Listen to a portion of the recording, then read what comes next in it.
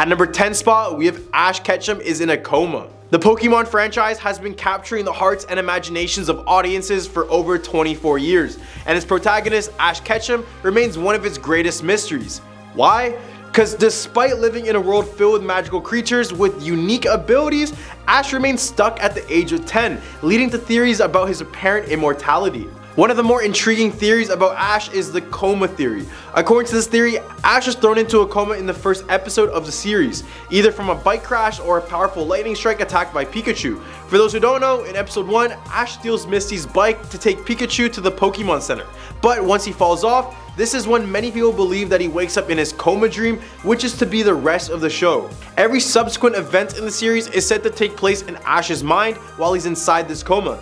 This theory provides an explanation for Ash's unaging body, because even in the start of season 14, the narrator states that Ash is still 10 years old. But the coma theory is just the tip of the iceberg when it comes down to the dark theories surrounding the Pokemon franchise. There are overt mentions of killing and kidnapping in the more disturbing Pokédex entries, and fans believe there may be scarier truths left unsaid. Number 9, Steve from Blue's Clues was a drug addict.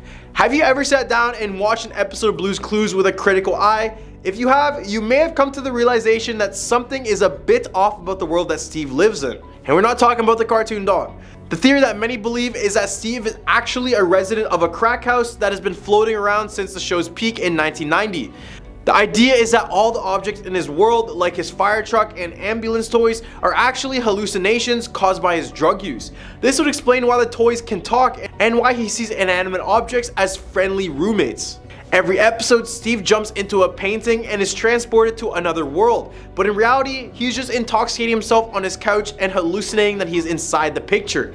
The music of Blue's Clues, which is often considered to be unpleasant, is actually loved by Steve because of his drug-induced state. And remember when that cop came to Steve's door to come check on him? This could be a nod to the fact that Steve's drug use is ruining the neighborhood and the police are keeping an eye on him. Even Blue, Steve's beloved dog, could be all a hallucination. For all we know, Blue could just be a combination of his childhood dog, his favorite color, and a game when he was a boy.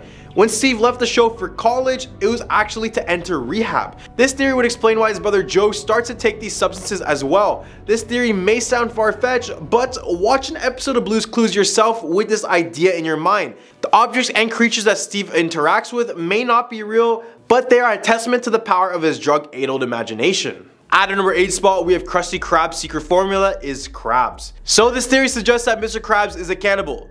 Let's dig into this theory because it's juicy. So if you really think about it, Mr. Krabs is the only crab in the Bikini Bottom. But why? In a past episode, Mr. Krabs says this. So that's what I taste like. And if you take a good look at the Krusty Krab restaurant, doesn't it kind of look like a lobster trap? Crabs, lobsters, same thing, kind of. So he makes a ton of money from selling crab and lobsters, so he makes it a secret so no one will truly know about the horrors of what he is doing and that he's actually killing his own kind. At a number 7 spot, we have Beauty and the Beast's ugly truth.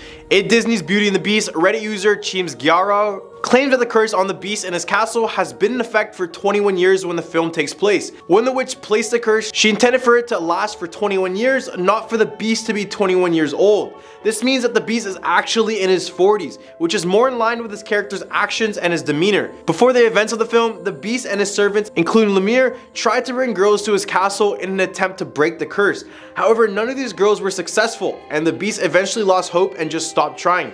This may be why the furniture, including Lemire, hadn't put on a show or entertained guests for over a decade. It's possible that something particularly disastrous happened around the 11th year of the curse, causing the Beast to give up on trying to break it. As well, the castle was clearly prepared for the arrival of the girl, with a room set up for her and clothes in the wardrobe. This could suggest that other girls were held captive inside of the castle before Belle. The Beast's surprise at Belle not shuddering at his paw may also indicate that he has experienced rejection from other girls before. Despite these failed attempts to break the curse, the servants, including Lemire, still holds out hope that Belle will be the one to finally break it. And after hearing about this, I don't know if I should feel bad for the Beast or if I should just be creeped out more considering he is that much older. Number 6, Carl wasn't alive during the movie Up. Pixar's animated film Up tells the story of a retired balloon salesman named Carl Fredricksen, who embarks on a journey to the lost world of his childhood dreams by attaching thousands of balloons to his house.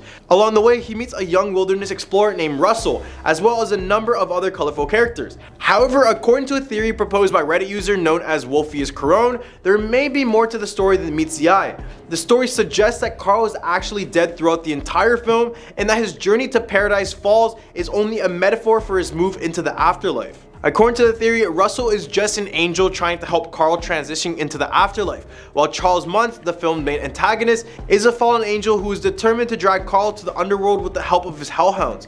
This interpretation of the film suggests that it is a deeper exploration of themes of death and the afterlife, and the role that angels may play in guiding us through that journey. In the hump of our list, we have Bart put Homer in a coma forever. In the show The Simpsons, season 4, episode 18, we see Bart trying to play a prank on Homer by shaking up his can of beer. Hey kid, that's for customers only! Except it goes very, very wrong. The beer explodes and puts Homer in a coma.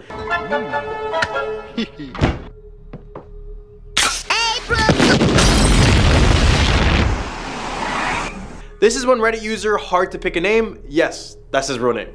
Well, he claims that Homer has been in the coma for the remainder of the whole show due to Bart's devilish pranks. Like I mean mostly the whole show, from seasons 4 to 33. The season 4 episode ends with Homer waking up and choking Bart, but it all seems a little too sudden and could explain that he's actually in a coma. This would explain why none of the characters seem to age during the show, since Homer only remembers Bart, Lisa, Maggie as 10, 8, and 1 years old. And if we think about the plot lines before and after this coma, it gets pretty weird. Before the episode, the plot lines included Bart cheating on an IQ test, Homer trying to give up drinking, which all sound pretty normal. But after the coma, the plot lines include Homer going into space, or even Mr. Burns discovering the Loch Ness Monster. Some say this is Homer's imagination running wild while he's inside this coma. He's able to dream up all these wild scenarios and fantasies that literally bend the rules of reality. So, personal tip, don't shake your dad's beer. Number 4, SpongeBob bootleg tape. This is one of those cases of watching a video that is cursed, kind of like what you see in the movie The Ring. Except this is on the kids show SpongeBob. This image was taken from a split-second frame in a corrupted bootleg of the SpongeBob episode Dumped. This story is about a set tape that was found by a group of 5 teenagers who were rummaging through trash cans outside an abandoned mental hospital. Other than the image, the rest of the video is composed of incomprehensible jumbles of colors, static, and just black screens. The audio seems to be a heavily distorted version of the audio from the original episode, with loud droning buzzes occasionally interrupting it. Of these 5 individuals, 2 have taken their life, 1 has gone missing, and 1 refuses to comment on the tape at all. And the last hastily agreed to give paranormal investigators the tape shortly after being interviewed about the passing and disappearance of the other 3 people. The current whereabouts of the tape are unknown, and many of who stare at this image for a long enough period of time claim to see SpongeBob blink. Number 3, Dexter brought his family back to life. Have you ever thought about the hidden depths of Dexter's Laboratory? The beloved animated series about a boy genius and his wacky sister Dee Dee has always been entertaining and lighthearted.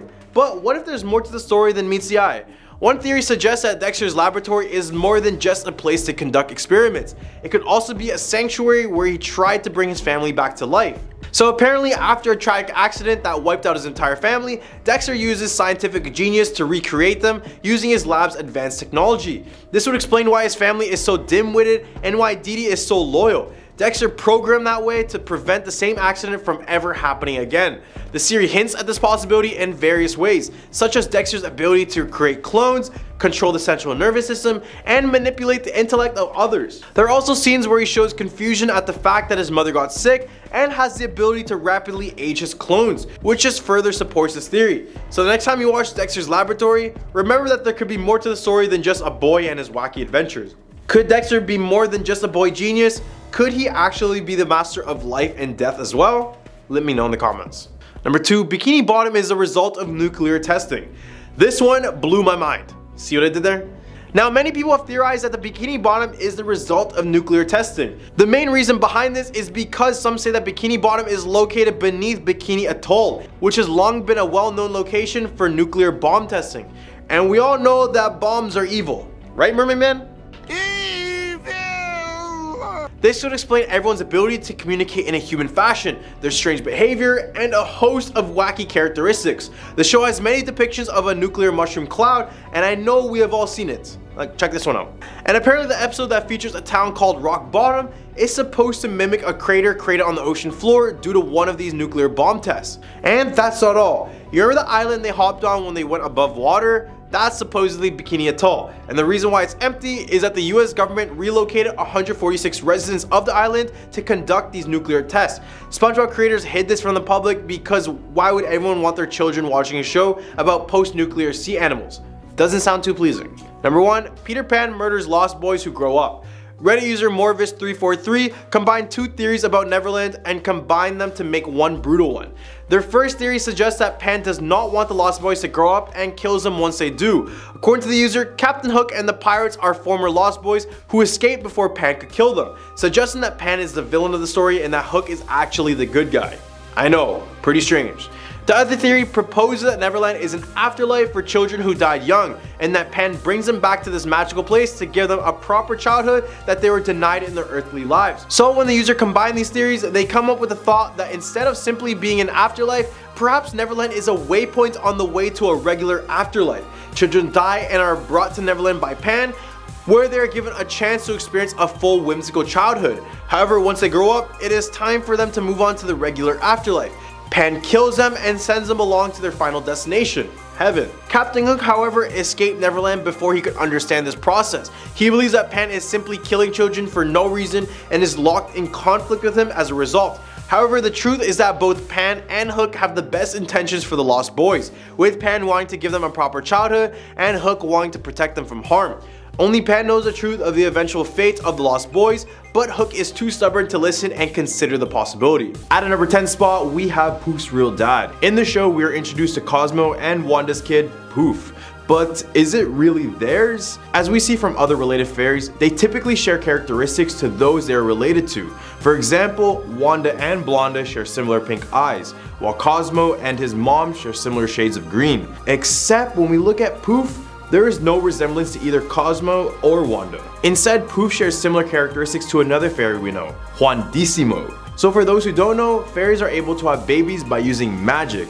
Yet not any other way, you freaks. So when they try to make a baby, they notice that Cosmo was infertile and instead the magic used Juandissimo's genetics to create Poof. Number 9, Trixie has her own fairy. So that Trixie is hiding a big secret in the show the whole time, and that is that she has her own fairy godparent. If you ever decide to pay attention to each person's eyes in the show, it will begin to tell you a lot about it. For example, if we look at Timmy's eyes, we will begin to notice he has blue eyes and no pupils. And this goes with his parents, Trixie, Mr. Crocker, and even Vicky. They all have single color eyes with no pupils. Then turn to look at Cosmo and Wanda's eyes and you begin to notice they have a distinct pupil. Then if we look at every other fairy introduced in the show, we will notice that every single one of them has pupils as well. Basically, this confirms that fairies have pupils.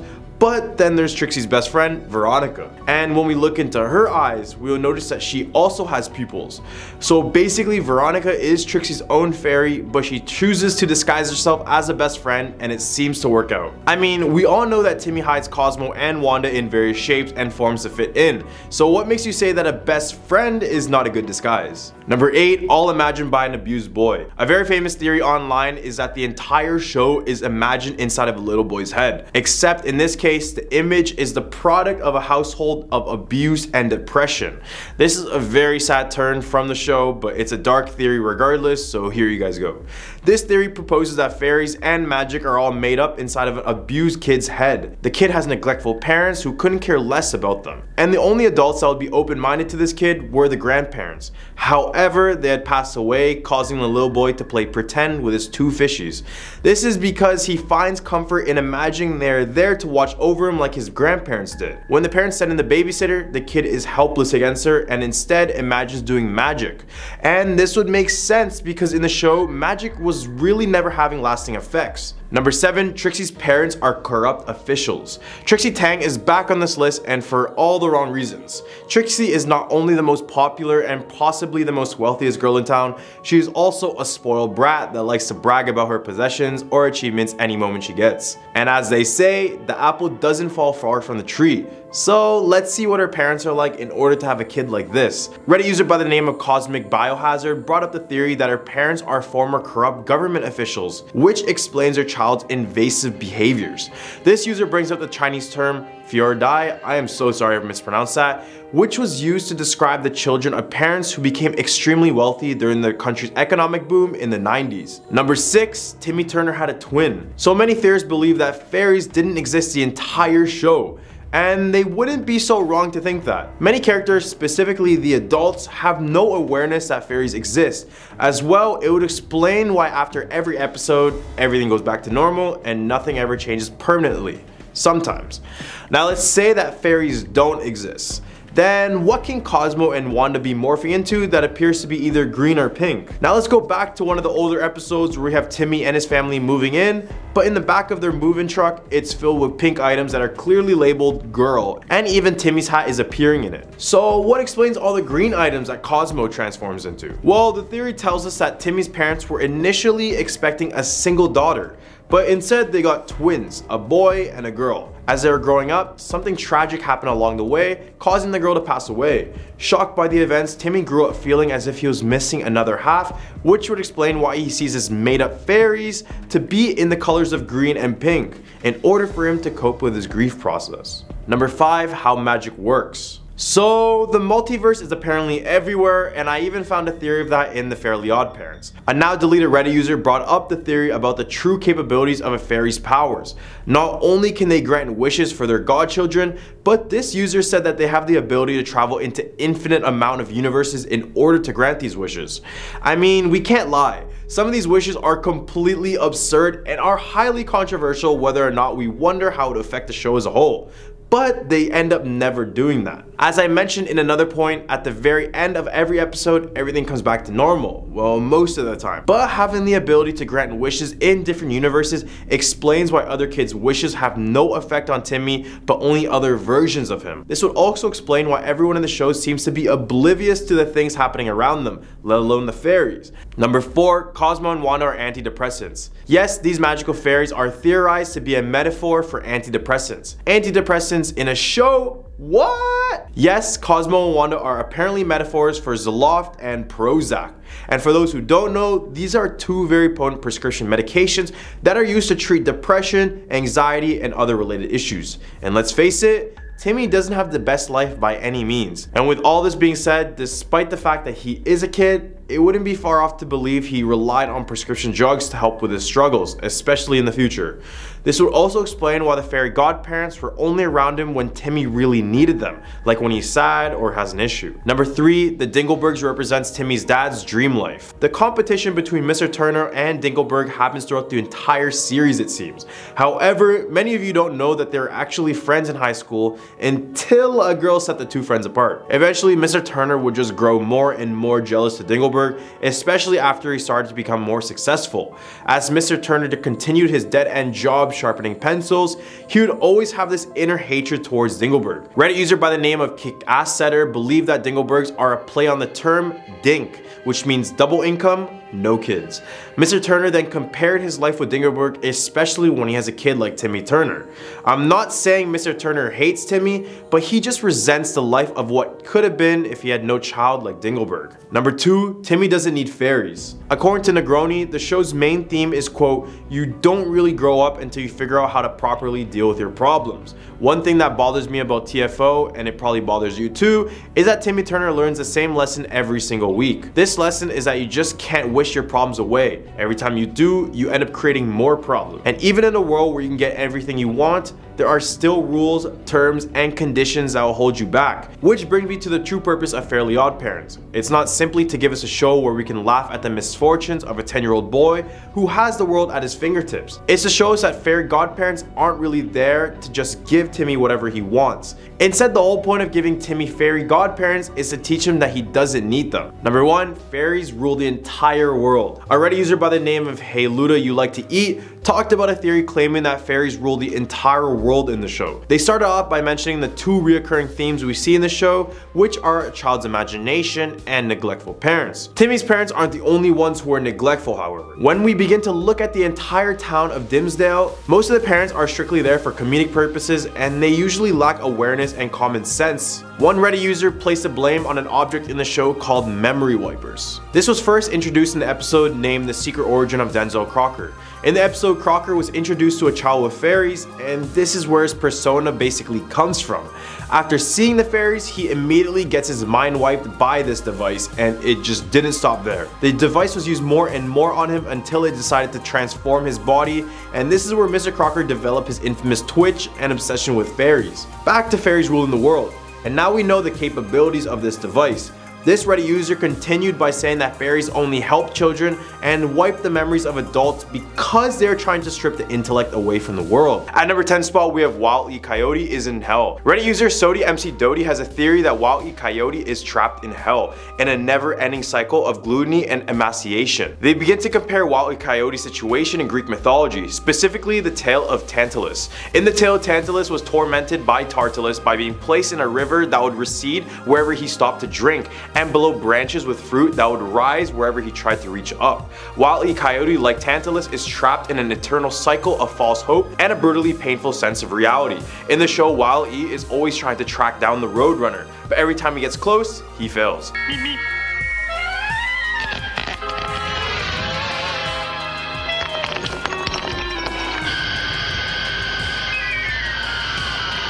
Then let's think about the KRUSTY Native American mythology, where it has a coyote who stole the fire from the mountaintop. So basically, if we mix these two stories together, we have a coyote who stole the fire, got tormented, but instead of an eagle, he got the Roadrunner. So he is in everlasting hell. At number 9 spot, we have every episode has different characters. Reddit user If I Am Seen, I Am High believes when audiences watch Looney Tunes, they're actually looking at a separate and distinct multiverse in every single episode, similar to the multiple universes in Rick and Morty. This user realized there was little, if any, continuity between episodes. For example, in a 1954 Looney Tunes short, the arch nemesis of Bugs Bunny, which was Yosemite Sam, was a pirate looking to terrorize the 7 seas. I'll keel-haul you for this. Yoo-hoo, Mr. Pirate! But in all other episodes, he is a mercenary wielding his infamous 2 handguns. Namby-pamby. Now all of you skunks clear out of here. This is by far the only time this happened. Sylvester the cat is shown to live and be raised by his granny, but in other episodes, he is seen living as a stray and has a son. This would explain the weird jumps in times as well, such as the times when Bugs Bunny goes back into medieval times. The king! At a number 7 spot, we have the 7 Deadly Sins. What's a TV show without representing the 7 deadly sins? Starting with lust, we have Lola Bunny. In the show, Bugs' lust for Lola has always been known and vice versa. But for many other fans, lust should be rewarded to Pepe Le Pew, and I don't think I need to explain that one. The Tasmanian Devil is gluttony because of his never-ending hunger for anything that runs into his path, and it's all to blame for his short temper and little patience. Foghorn Leghorn represents sloth, just from the way he uses everyone on the show to do various things for him. Yosemite Sam is wrath, as he will literally shoot anything that moves. Bugs Bunny is pride because he knows he's able to outwit anyone on the show, including the moments with Elmer Fudd, where he would go through the most outrageous incidents with him only to come out on top.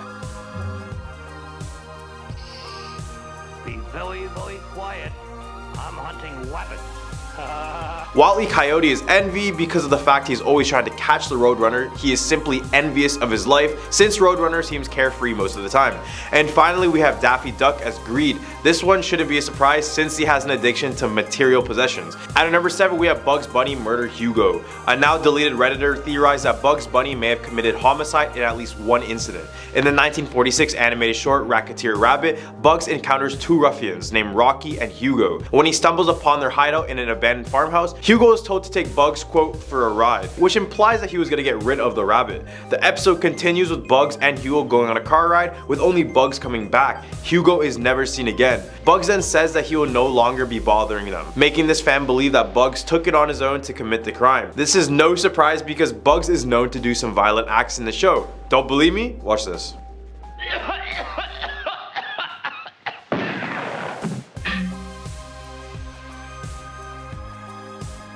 At a number 6 spot, we have Ralph and Sam are actually allies. Even though many of you know these two are friends outside of their work, what is their work, you may ask? Well, new viewers, they play the classic sheepdog versus wolf dynamic when it comes to livestock. Wolf eat, sheepdog protects. Got it? Get it? Understand it. When they work, they become enemies, with Ralph trying to eat and capture the sheep that Sam is trying to take care of. But if we really think about it, Ralph never ate any of the sheep but only kidnapped them. Reddit user Isaiah Reed proposes that the reason is because they are both hired from the same person to keep the sheep in line. This would explain their work, them clocking in, but this would also explain why the sheep never stray too far away, because they depend on Sam's protection. Basically, it's all a gimmick to keep these sheep doing sheep things. In the hump of our list, we have Bugs Bunny, who was raised in a lab. I really don't know what to feel about this one. It's no surprise Bugs is one of the smartest characters in the Looney Tunes. Like countless of times we see him do the impossible, showing his invincibility, his extreme wit, and is smart enough to break the fourth wall, which is when he talks to us viewers. So how did this all come to be? Some fans suggest that Bugs was actually raised in a lab. Hear me out. This would explain why he calls everyone Doc. What's up, Doc?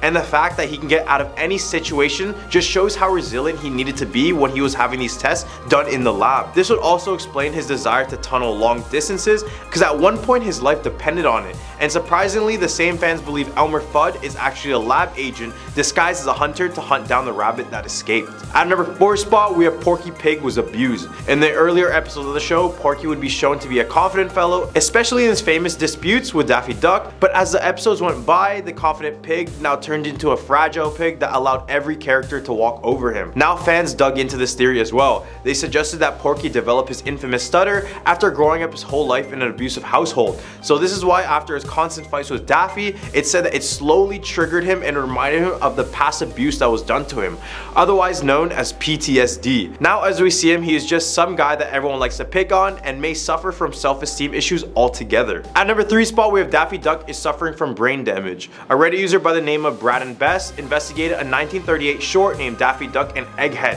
which also happened to be one of Daffy's first appearances. In the short, he would sing his very own version of Merry Go Round that explained a tragic backstory despite its uplifting performance.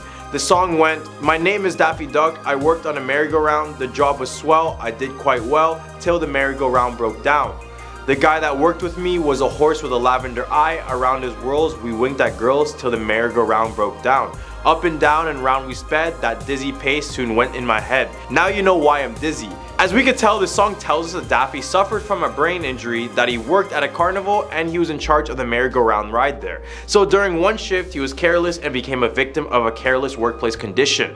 And we see this in the character to this day. Like, I mean, he's pretty smart in some cases, then he shows us his short-term memory loss in another, let alone his trouble with communicating. This theory is not much of a theory, but probably a given. At number 2 spot, we have Bugs Bunny is actually dead. Throughout the show, Bugs Bunny evolves a lot as a character, and sometimes these changes are very drastic. The theory where I mentioned that the characters we see now aren't the original kind of ties into this one. But more specifically, this one is about the death of Bugs Bunny. Fans suggest that Elmer Fudd had actually caught and executed Bugs Bunny, and the one we see now is just Bugs' son that goes by the same name. This could explain why the two are always seen fighting the whole time, and this current Bugs is aware of the tactics Elmer uses because of his own father. At number 1, we have more death. Reddit user Clifford Monroe watched the 2011 Looney Tunes episode named Sempier Lies, where it has Bugs Bunny lying to Porky Pig about helping his fake sister Viola move to Albania, so he isn't forced to attend a boring festival that Porky enjoys. Bugs is eventually forced to dress up as this phony sister and boards a plane to Albania. We see in the beginning of the episode that Bugs is reading a newspaper that says US spies imprisoned in Albania, and when Bugs arrives at the Albanian airport and gives the airport personnel his passport while dressed as a woman, they mistake him for a spy. So basically, Bugs gets booted into a prison and meets an elderly white man in the cell next to him. Then fast forward into a year and Daffy Duck storms a prison and rescues Bugs, but the old man is nowhere to be seen. Since it was a terrible prison, this user claimed that the man had probably died of old age or even worse, malnourishment, which is pretty dark for the show. At our number 10 spot, we have All in a TV Show. Many times in the show we see Rick break the fourth wall. Not a real physical wall, I mean the wall that separates the character from us, the viewers. So it's assumed that he knows that he's on a TV show. And this is no surprise because the show shows us many times that anything is possible, given that there are an infinite number of parallel worlds. This would mean that somewhere down the line you would find a universe that has you in your own personal TV show. And in the episode Interdimensional Cable 2, Tempting Fate, a little exchange between Rick and Morty happens, with Morty asking, quote, "Hey, what are you doing?" And with Rick replying, quote, "A sequel." And if you think about these Interdimensional Cable episodes, it's basically about Rick watching the lives of other people, making their lives his TV show. So this would just tie into this theory and give more reason for Rick to know he's actually on a TV show. And if we apply this to myself, for example, this would be a TV show of us making a TV show of someone else watching a TV show of someone else watching us. At number 9, we have We Are a Video Game Character. In the episode Morty Night Run, we are introduced to a video game named Roy: A Life Well Lived. When they arrived at the Blitz and Chips arcade, Morty decides to hop onto this game after realizing it's a virtual reality life simulator. When he enters the game, he plays as Roy Parsons, and the goal of the game was to guide Roy throughout his lifespan from birth to death. When Roy passes away, the game ends and Morty is brought back into the real life. So basically, he's lived out an entire lifespan of someone else. So this brings up the question, what if we were all in a video game? And more terrifying, what if we were all being played by someone else without us ever knowing? Oh, what the hell? Where am I? 55 years. This would also encourage simulation theory, but the fact that someone could be playing you in a video game throughout your life is something to think about even more. At number 8 spot, we have Infinite Universe. In season 1, episode 6, named Rick Potion number 9, Rick and Morty practically destroy the Earth with a Cronenberg virus. This virus was initially thought to turn the Mantis people back into regular humans, but instead it turned all the people in the world into twisted blobs of flesh, similar to things you may see in a Cronenberg film. After the majority of the world was affected by the virus, the two left their reality for another almost equal, where their other selves just happened to pass away just before they arrived. This led to the theory, what if people around you are from other universes who replace their own selves? Even though the multiverse is completely hypothetical, it doesn't seem far-fetched. If you knew that your next door neighbor was from another universe, what would you say to them? How would you react? Would you be scared? At number 7 spot, we have Rick and Morty's dynamic is a representation of mental illness. Rick and Morty are two very different characters, one being extremely smart and the other one being kinda stupid. Many believe that along with this balance, both internally in them, each and combined, they represent dark illnesses such as severe bipolar disease, alcoholism, insanity, and many, many more. Rick is extremely intelligent and very good at manipulating people, which can be seen as a coping mechanism for someone with bipolar disorder. He is always dealing with unusual circumstances and also has a very hyper optimistic outlook on life, something that is very characteristic of someone dealing with depression. In addition to this, Rick is frequently manipulative and controlling of his loved ones. This behavior reflects the way in which people with bipolar disorder often behave towards those closest to him. On the other end, we have Morty, who is nowhere near as clever but is as affectionate and wants nothing more than just to please him. This can be seen as a coping mechanism for those who have schizophrenia. Morty does a lot to seek approval from Rick, which is all common to the illness. The show wanted the characters to be relatable in a sense, which also includes real human mental illnesses. At number 6 spot, we have Rick wasn't an idol, he was a warning. Certain fans think they need to be smart and have a high IQ to understand Rick and his jokes, yet people believe he is a warning of how terribly ignorant and cocky young people can become. Rick was always willing to put his fans in their place, whether it be through clever jokes or his brutal honesty. He was always aware of the way we can easily be taken advantage of, and he wanted to make sure that we all knew. He wanted to stop giving our power to something so easily destroyed, and he wanted us to use our power for good. And Rick did use his power for good sometimes. Just like when he and Morty threw a huge party on the episode Rick's Business. He froze time to give him and Morty time enough to clean up the house before Beth and Jerry got back.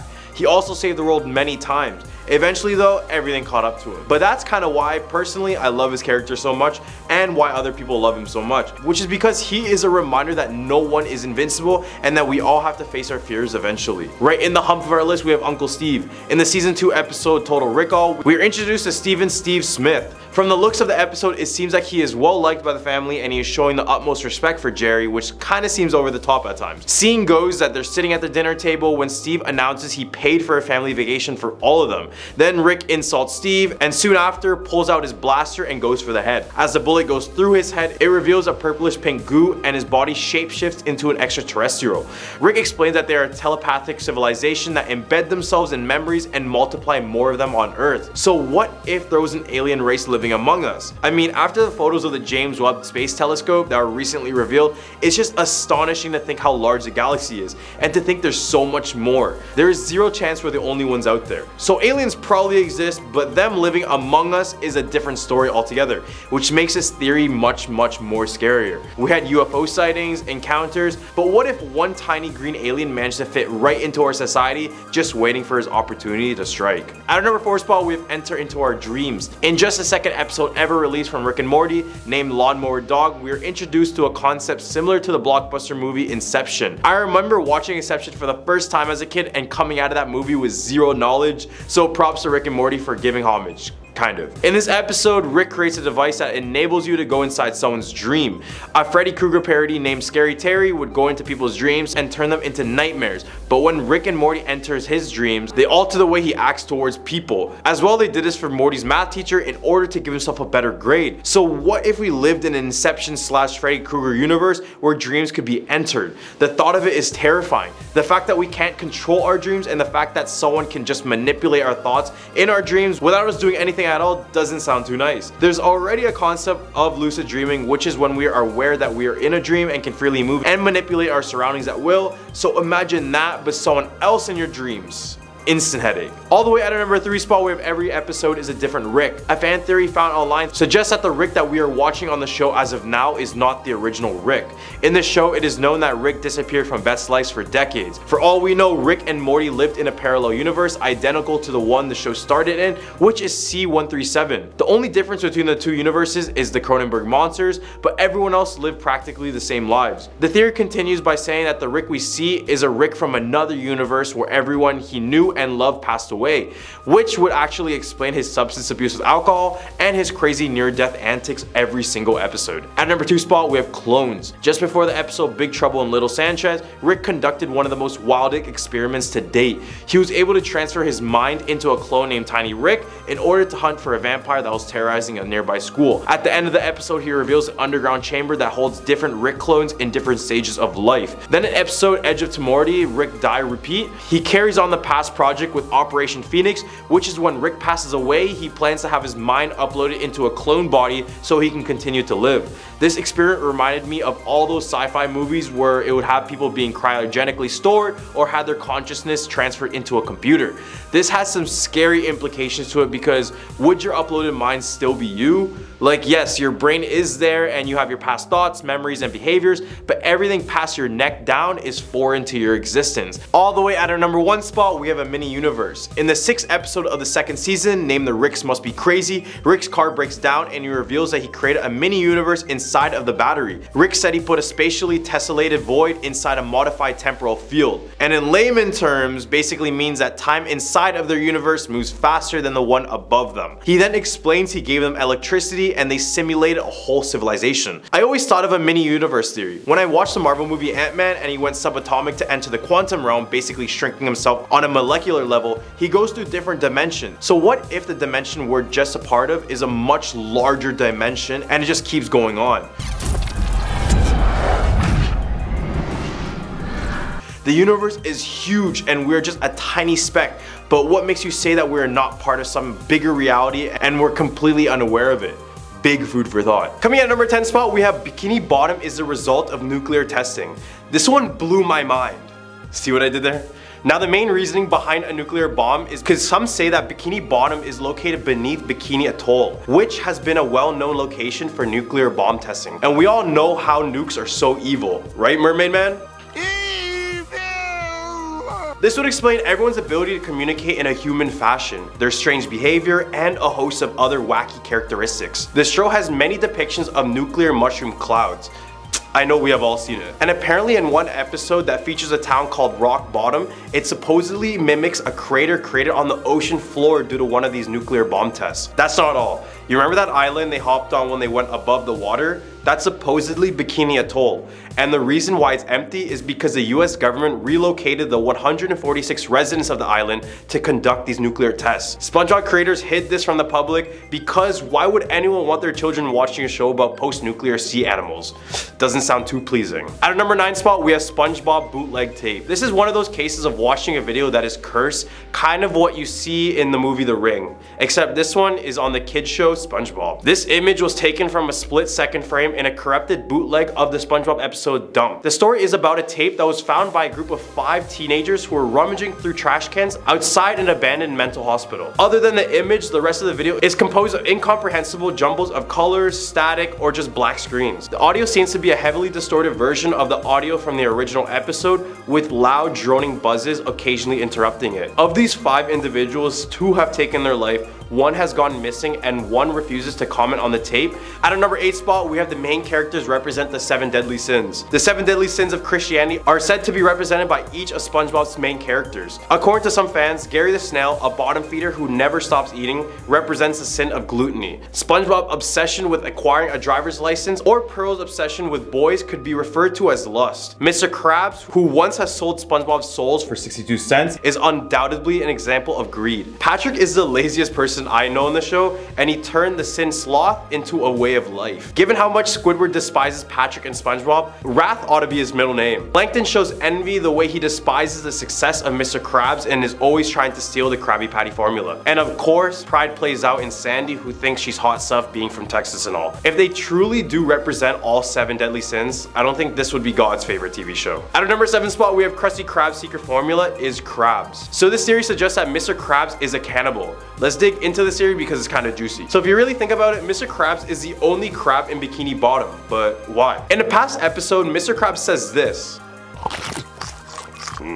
So that's what I taste like. And if you take a good look at the Krusty Krab restaurant, doesn't it kind of look like a lobster trap? You know, crabs, lobsters, same thing kind of. So he makes a ton of money from selling crabs, so he definitely keeps it a secret so no one will truly know about the horrors of what he is doing. At a number 6 spot, we have Chum Bucket's dark secret. Since we just mentioned the Krusty Krab, I thought it was best to mention their not very good rival, the Chum Bucket. We all know that everyone in the Bikini Bottom completely hates the Chum Bucket. This is why every day Plankton gets up to steal the secret formula, because it's just not working out for him. A theory proposed by Reddit user SpongeBobLover04 states that the Chum Bucket runs off of cannibalism. First of all, chum is the bait they use to catch sharks, which is usually made up of ground up fish. This would mean that Plankton secretly hunts down fish to ground them up and mix it into his burgers. The fish that would be going to eat at the Chum would be literally eating their own kind. So this definitely makes sense why they're feeling extremely sick after eating this. At the hump of our list, we have Plankton is damaging SpongeBob's brain. As the show went on, it seemed that every episode had SpongeBob doing something more absurd than the last. A Reddit theory proposed by That's a Yikes stated that Plankton's various incidents with SpongeBob caused him to damage his brain. First things first, Plankton was quite literally inside of SpongeBob's mind in the episode Plankton, allowing him the ability to mentally program SpongeBob,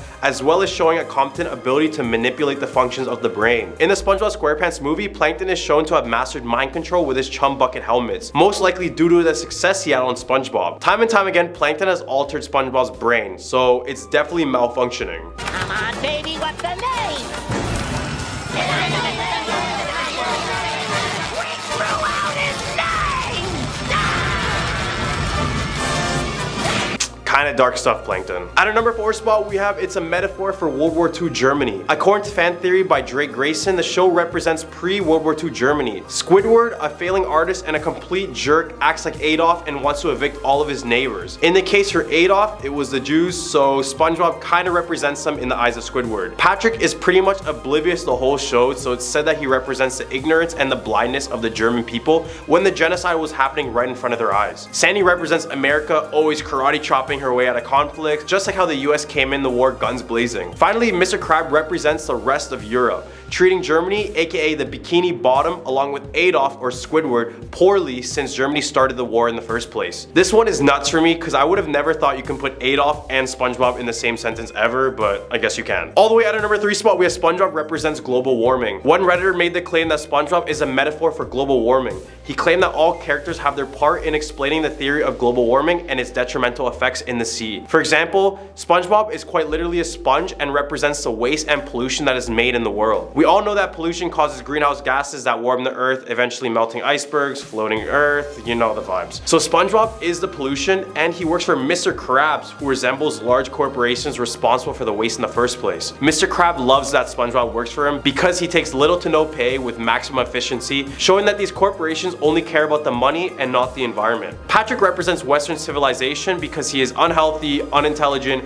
and quite literally lives underneath a rock, and only instigates SpongeBob, which is the pollution solution to wreak more havoc in the Bikini Bottom. At a number 2 spot, we have every character suffers from substance addiction. The show was first pitched as an adult cartoon, so before all the child-friendly goofy scenes, there were a few mature topics that were left out of the show. One writer claimed that every character on the show is addicted to some sort of narcotics. SpongeBob is supposedly on speed or methamphetamine due to intense feelings of happiness, increased energy, and his intermittent paranoia that comes every now and again. This fan claims that Mr. Krabs is the dealer, and that's why SpongeBob is okay with making little to no money. Mr. Krabs is said to be addicted to cocaine because of his love for money, which satisfies his substance cravings. Squidward is said to be on opioids, which explains his relaxed nature and his urge to be left alone. Then we have Patrick, who is supposed to resemble the common marijuana user, but in my opinion, he seems drunk half the time.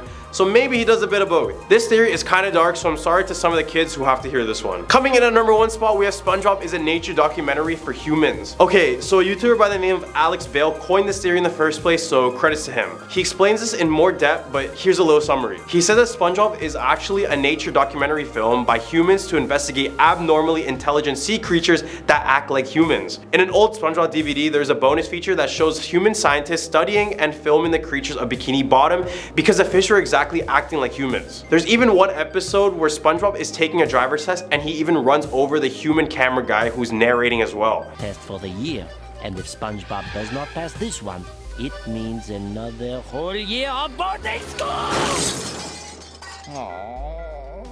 What happened?